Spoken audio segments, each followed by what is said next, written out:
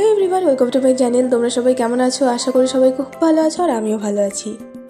চলে এসেছি আরেকটি নতুন ব্লগ নিয়ে। তো কাল দিওয়ালি খুব ভালো কেটেছে, আশা করি তোমাদেরও ভালো কেটেছে।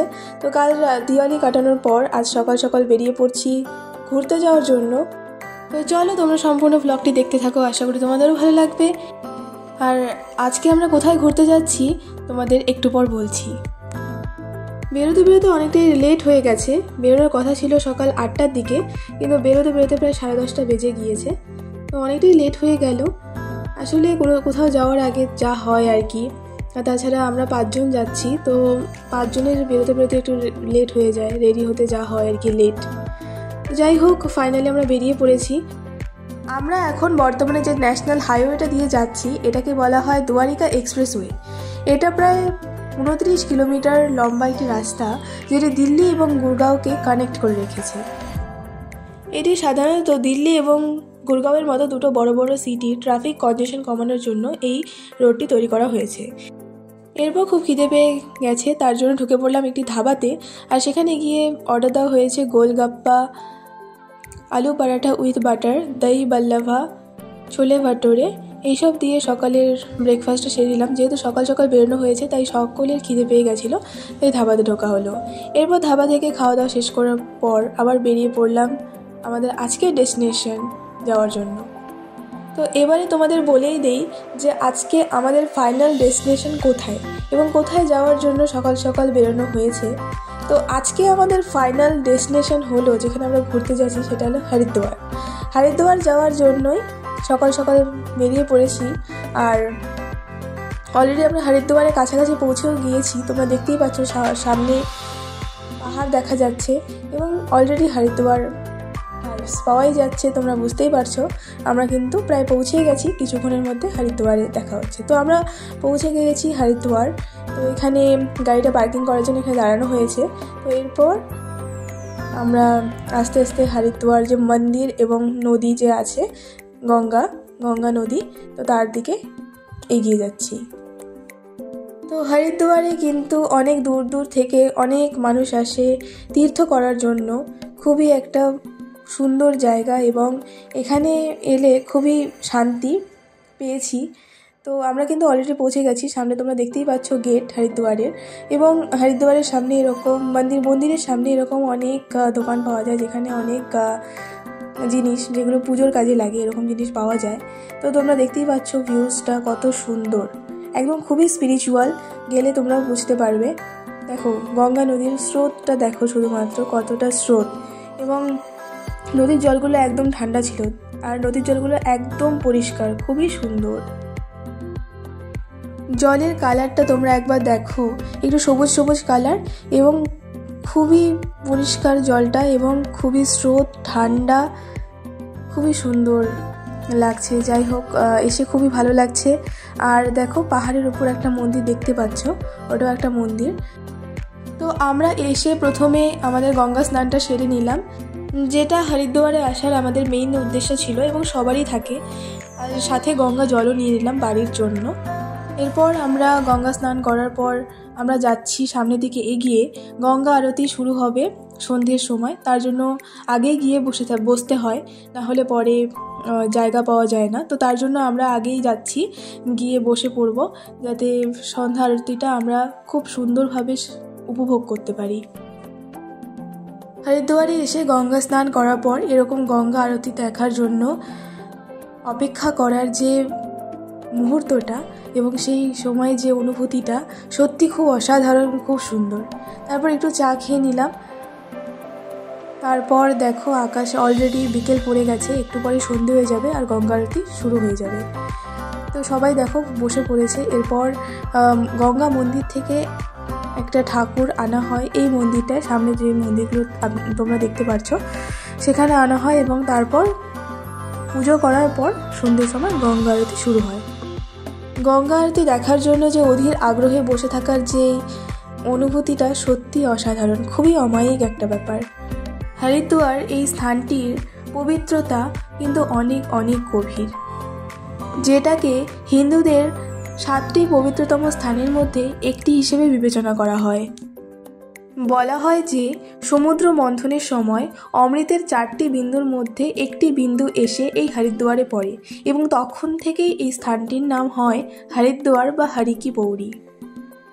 এই হরি কি পৌরি এটি সাধারণত একটি বিখ্যাত ঘাট, যেখানে মনে করা হয় যে গঙ্গা পর্বত থেকে সমতল ভূমিতে প্রবেশ করেছে। এই স্থানটিকে সাধারণত ব্রহ্মা, বিষ্ণু এবং মহেশ্বরকে কেন্দ্র করে পবিত্র বলে মনে করা হয়। গঙ্গা পর্বত থেকে সমতল ভূমিতে এসে যেহেতু এই স্থানটিতেই প্রথম প্রবেশ করেছে, তাই এই স্থানটিতে গঙ্গা স্নান করলে শত জন্মের পাপ নাশ হয় বলে মনে করা হয়। যাই হোক, সন্ধে প্রায় হয়ে এসেছে, একটু পর গঙ্গা আরতি শুরু হবে, তো তোমরা দেখতে থাকো, আশা করি তোমাদেরও ভালো লাগবে। गंगा मैया की 21 आरतियां आप लोगों के सामने पूरे घाट पर प्रारंभ होने जा रही है। ये गंगा मैया की आरतियों का प्रबंध केवल आप लोगों के दान से, आप लोगों के सहयोग द्वारा श्री गंगा सभा कमेटी करती है। अगर कोई भी भक्तजन अपने परिवार की ओर से, अपने माता पिता के नाम से, इष्ट देवी देवताओं के नाम से गंगा मैया की आरती में सहयोग देना चाहे तो दाता गंगा मैया की मुख्य आरती में 1100 रुपए का योगदान लगता है। माता गंगा जी के एक सहायक आरती में 501 रुपए का योगदान और गंगा मैया की छोटी आरती में केवल और केवल मात्र 101 रुपए का योगदान होता है। अगर कोई भी भक्तजन प्रेम भाव से अपना दान व सहयोग देना चाहे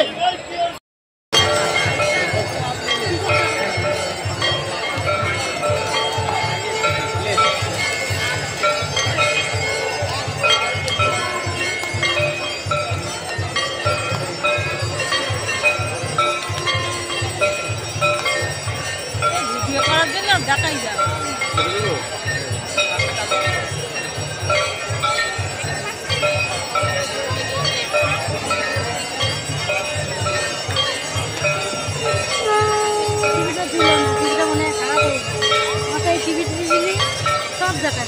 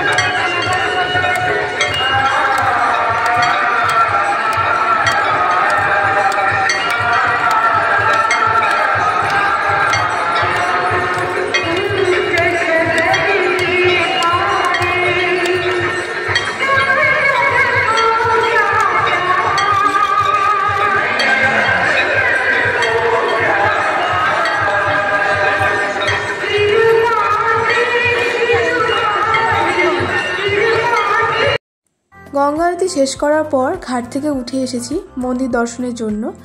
এখন মন্দির দর্শন করব এবং ঠাকুরকে দর্শন করব, তার জন্য সামনের দিকে এগিয়ে যাচ্ছি। তো চলো এখন মন্দির দর্শন করে নেব। এখানে কিন্তু অনেক ধরনের ঠাকুরের মন্দির আছে, যেমন লক্ষ্মীনারায়ণ, বজরংবলী, মা গঙ্গা যেখানে আসল মায়ের মন্দির, যার জন্য হরিদ্বারে মানুষ আসে গঙ্গা মাইয়ার জন্য এবং গঙ্গা স্নান করার জন্য। তো এখানে মা গঙ্গার মন্দির আছে, লক্ষ্মীনারায়ণের মন্দির আছে, বজরংবলীর মন্দির আছে, এছাড়াও আরও অনেক ঠাকুরের মন্দির আছে। তো সব মিলিয়ে জায়গাটি খুবই স্পিরিচুয়াল, খুবই পিসফুল এবং খুবই সুন্দর জায়গাটি। তোমরা দেখতেই পাচ্ছ এখানে শিব পার্বতীরও মন্দির আছে। তো এখানে অনেক ধরনের ঠাকুরের মন্দির আছে এবং প্রত্যেকটি মন্দিরে খুব সুন্দরভাবে পুজো এবং সন্ধ্যা আরতি করা হয়, যা দেখলেই মন প্রাণ জুড়ে যায়।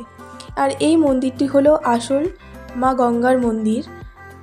মা গঙ্গা মন্দির লেখাই আছে, তোমরা দেখতে পাচ্ছ। খুবই সুন্দর মন্দিরটি। এটি হলো লক্ষ্মীনারায়ণ মন্দির। এখানেও খুব সুন্দরভাবে আরতি করা হয় এবং পুজো করা হয়। খুব সুন্দর এবং খুব ভালো লাগে দেখলে। যাই হোক, আমরা পুরো মন্দিরটি পরিক্রমা করে নিলাম। খুব ভালো লেগেছে মন্দিরটি, খুবই সুন্দর। দেখো কত জায়গা থেকে কত ভক্তরা এসেছেন একমাত্র এই পবিত্র স্থানটিকে দর্শন করার জন্য। এখানে মন্দির, মা গঙ্গা এবং গঙ্গা আরতিকে দর্শন করার জন্য, মন্দিরটিকে পরিক্রমা করার জন্য এবং এত স্ট্রেসফুল জীবনে এক টুকরো শান্তি পাওয়ার জন্য। যাই হোক, মন্দির দর্শন করার পর আমরা বেরিয়ে পড়লাম এবং মন্দির থেকে বেরিয়েই এরকম খাবারের অনেক দোকান পাওয়া গেছে।